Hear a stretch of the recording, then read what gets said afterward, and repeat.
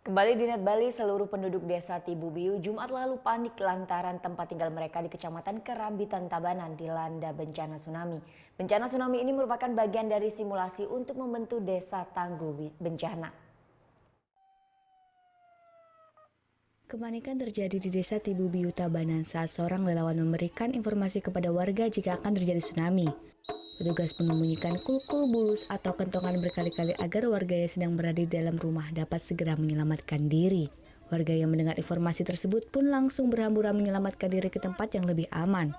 Sementara mereka yang sudah berusia lanjut dievakuasi menggunakan kendaraan. Pasca terjadinya tsunami, petugas dari BPD SAR dan relawan menyisir sejumlah area untuk mengevakuasi warga yang menjadi korban. Namun ini adalah bagian dari simulasi tsunami yang digelar BPD Kabupaten Tabanan bersama instansi terkait untuk membentuk desa tangguh bencana serta meningkatkan kemampuan para relawan tangguh bencana. Nah, hari inilah kita uji coba Rencon itu.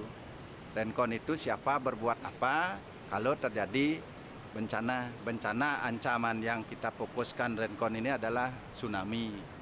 Nah, intinya bagaimana masyarakat itu lebih siap siaga, sudah itu relawan itu lebih katakanlah menguji kemampuannya yang sudah diberikan pelatihan kemarin.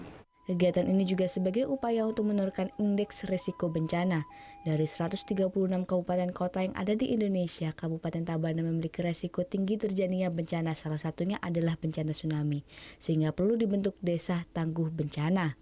BPD bersama Badan SAR, BMKG, dan instansi terkait telah mendidik sebanyak 30 relawan di desa Tibubiu sehingga mereka mampu menyusun rencana penanggulangan bencana untuk minimalkan resiko bencana di desanya. Surya Sanjaya melaporkan untuk NET. Kami informasikan semua masyarakat untuk mengungsi karena akan terjadi tsunami.